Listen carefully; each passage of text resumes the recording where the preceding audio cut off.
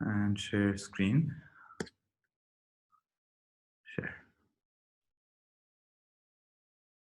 Okay. Finally, we'll talk about how to create indices using SQL and how to use indices in practice.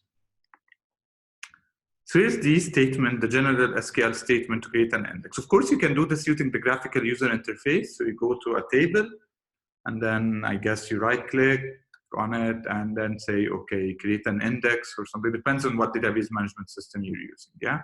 And then you specify what attribute or set of attributes you want to create an index on. Yeah, but I personally write an SQL statement to create the indices. Similar to how do I create tables. I don't use the graphical user interface. I just write a script to create the table. So the statement is as follows. Create index, you give it a name, on what table, and then the set of attributes the index is going to be created on, right? An order is optional, and it tells you whether the index should be created. So the sorting of the, remember, an index is going to be sorted, right? Whether it should be sorted ascendingly or descending. And write the optional cluster keyword. Not supported in every database management system, but I guess in MySQL it is supported, if I'm not mistaken. Yeah. So this one allows you to basically sort the file physically on disk. Some database management system does not allow this at all, because we've seen that once a file is sorted physically on disk, it becomes very expensive to maintain it, to insert and delete. Yeah, it takes a lot of time, and also it takes a lot of time to sort the file to start with, the table to start with. Yeah? So that's why some database management systems just don't bother and do not allow. But some of them allow it, and by doing cluster, you're saying the following, right? This is create the table physically or sort it physically on these attributes that are specified in the index. An order is, as I said, ascending or descending, and it's by default ascending. It specifies whether the index file should be ordered in ascending order or descending order. Yeah. Here's an example. So let's say I want to create an index on the department number. The following statement can be used. I say create index. I give it the name index DNO on employee. So on the table employee with the field department number, and I give it the keyword cluster. What type of index would this create? If I'm saying cluster here, and department number is not unique, so cluster means sort the file physically on department number. And I know that department number is not unique or is not key, this creates a clustering index. Yeah, so automatically will create a clustering index. If I don't say cluster, the keyword cluster, here, it will create a secondary index. Yeah, so it's not gonna sort the file on department number, and it's just gonna create a secondary index. Yeah, so that's the most general form of this create index state. And the records will be sorted ascendingly. So both in terms of the file, the table, and in the index, right? It's ascendingly based on department number. Clear? Okay. I can also drop an index. So similar to dropping a table, I can drop an index. So by saying drop index and I say the index name. So for example, I can drop the just created index by just saying drop index underscore department number. What happens is this index will be dropped completely. This file will be deleted, and you no longer have the index. So we'll have to do linear search on the table if it's not physically sorted. Basically just do linear search to find the records. Okay.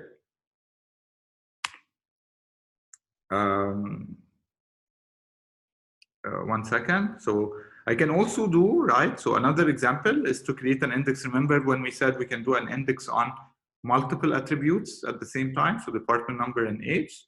This would be the following. Create index, give it name index XYZ on employee, and then here you specify department number, comma, age. That would create an index using both department number and age at the same time. So all you have to do is specify list the set of attributes you want to create an index on at the same time. Yeah. If you want to create a separate index, one on department number and one on age, you would have to create two separate indices. Yeah. So one like this, and another index which is create index index underscore age on employee of age. Yeah, that specifies another index on age. And you have multiple, you can have multiple indices, but you can use the cluster keyword if it's supported only once per table. You cannot use, say I have two indices, I'm gonna create two indices and at the same time use cluster for both of them, because this is physically not possible. Yeah, you sort the file physically only once on one particular attribute or set of attributes, but you cannot have it sorted at the same time on different attributes. Questions? Okay. Again, in most real database systems, database management systems, all indices are created as multi-level secondary indices implemented as B plus trees. And in some special cases, as hash tables. Yeah, so you can specify for certain database management system the type of data structure you want to use, either a B plus tree or a hash table. We've looked at hashing and hash tables in the file organization section, so you had an idea about what this means. Okay, most database management systems, this is very important, create indices automatically on primary keys and unique attributes. So every time you specify a table and you create a table and specify its primary key, automatically it creates an index on this field. What type of index? Most likely a secondary index. A secondary index on a key field. Yeah, multi-level secondary index to be particular on a key field. And that's automatically done for primary keys and unique attributes. So basically any key in the table, so that's the definition of a primary key or a unique attribute, there will be an index automatically created by the database management system. Yeah. Why? Because this speeds up a lot searching using these cards. I know that I always search by primary key, right? And for the unique attributes, because it makes it easier to enforce the constraint that it is unique. Because, right, each time I try to insert a record, I have to search if this value already exists or not. And so searching, right, based on values is much faster if I have an index on.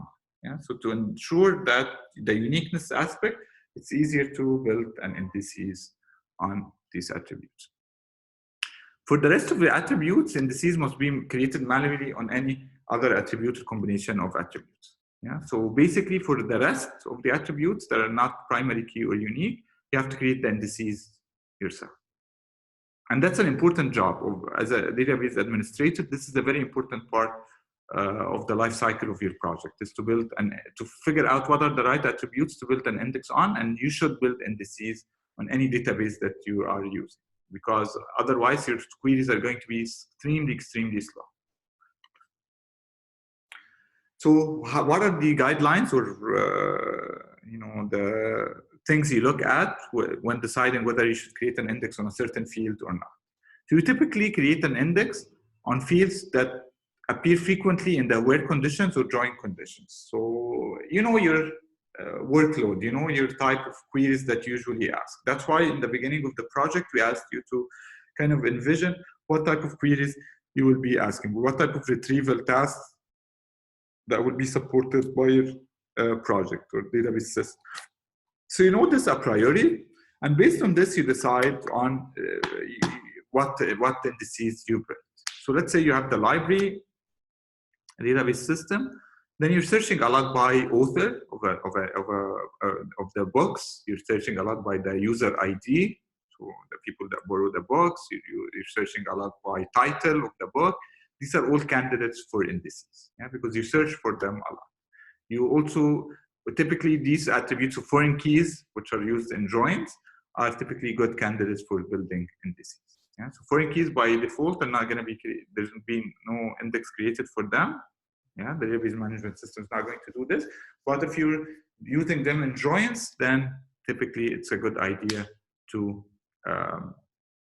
create an index on it. Why? Because join involves equality, right? I equate a value, right, from one table to a value in another table, and hence, right, indices would speed up this operation a lot.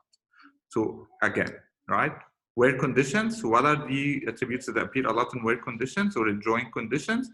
And these are the candidates for indices. There's an index on all the attributes projected on the select statement. This is a side note. So this is something that a database management system typically take advantage of. So let's say I have an I'm saying select name from the table employee, and I have an index on name, then I wouldn't need to read at all the table itself. Yeah, so all I have to do is scan the file, the index file, because I have all the names in the index. So I only need to read the index, and that's it. So based on, right, if I have a select statement whose projected attributes are all indexing fields, then it might be, I might not even have to look at that table itself. Remember, the table is going to be much bigger than the index, so I wouldn't really need to read the table at all. That speeds up the operations drastically. One important thing or consideration is to do a trade-off between selection time and insertion and deletion time when creating indices. Yeah? So are you inserting a lot and deleting a lot in this table? If you are, then you have to see whether it makes sense to create an index, because this would increase the time of insertion and deletion. So in other words, right, if you insert a lot and delete a lot, and you have to refresh the table very fast, then you might want to think about whether you should create an index or not, or you should not create multiple indices, because each index have to be maintained, and that takes a lot of time. Yeah. So in practice, it's a trade-off between insertion time and deletion time and selection time, or SQL queries, select queries. Yeah. What helps with this is the B+ trees. So B+ trees tend to help a little bit with the insertion and deletion time. So they help avoid the issue or the bottleneck of insertion and deletion. Final thing is to consider dropping indices when doing bulk inserts. So let's say I decide, or every semester I insert a large number of students because of enrollment and new students, right? New enrolled students, etc. So it might make sense if I'm doing bulk inserts or bulk deletes, so people who are graduated or something like this, to drop the index, do the insertions and deletions, yeah, because this would be faster if there are no indices, and then rebuild the indices. So this is a common practice as well that you do, right? If you see that you're going to do a lot of insertions and a lot of deletions, then drop the index, do the insertions and deletions, and then rebuild the index again. Yeah, that might speed up operations a little bit. Okay, you can read this further in the on chapter 17 in the main textbook. Yeah, so this is where all of this appears. Any questions on this?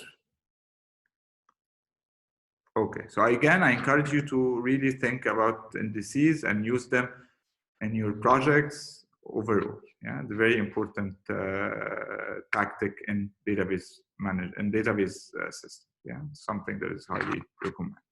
Okay, let me walk you through a little bit what you have on Moodle, and then we'll be done.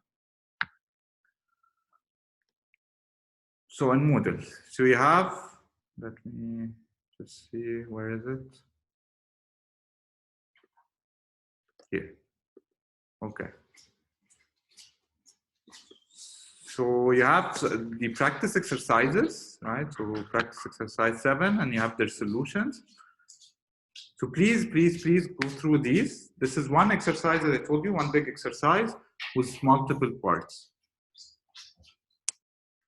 Okay. So you have multiple parts in this exercise, and it's highly recommended. You expect something similar in the exam.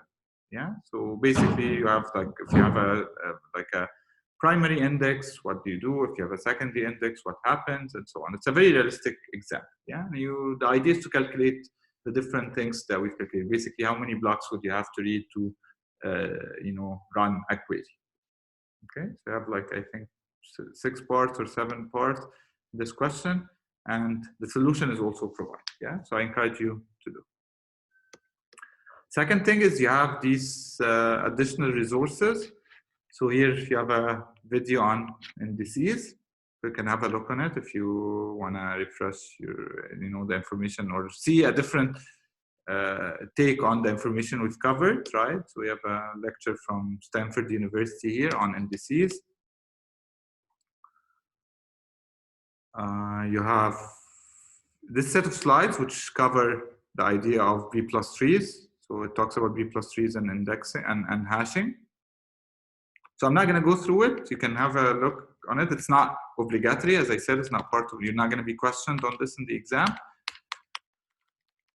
But it summarizes what we've talked about, and then it says this idea of a B plus tree. So let me show you quickly what this means.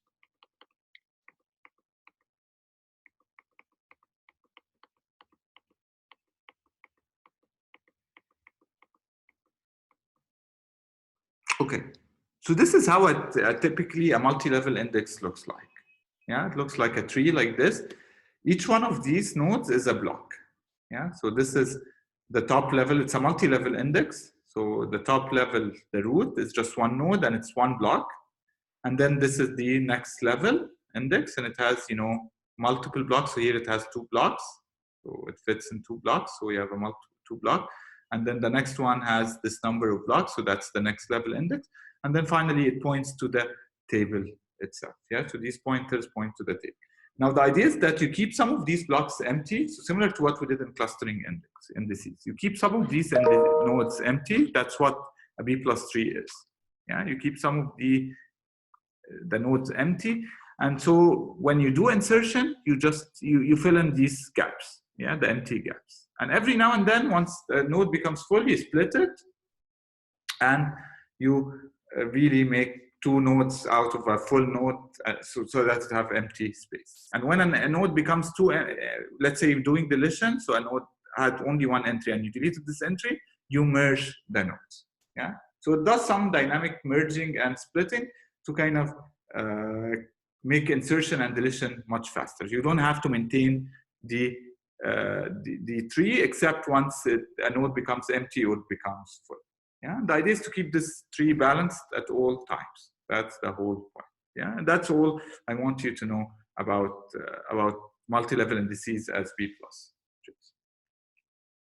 Okay.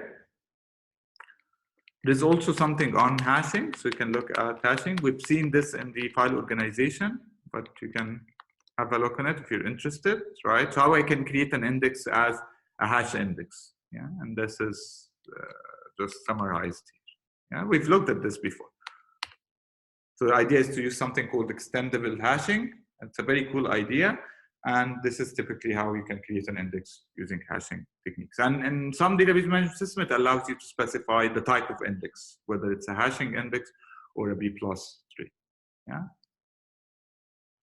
That's pretty much it. If you have no questions, then we'll meet on Tuesday. Please go through the practice exercises before then, because we're going to start on a different topic on Tuesday. Thank you. Any questions? Okay, thank you guys. How are you doing in general? Are you managing, coping?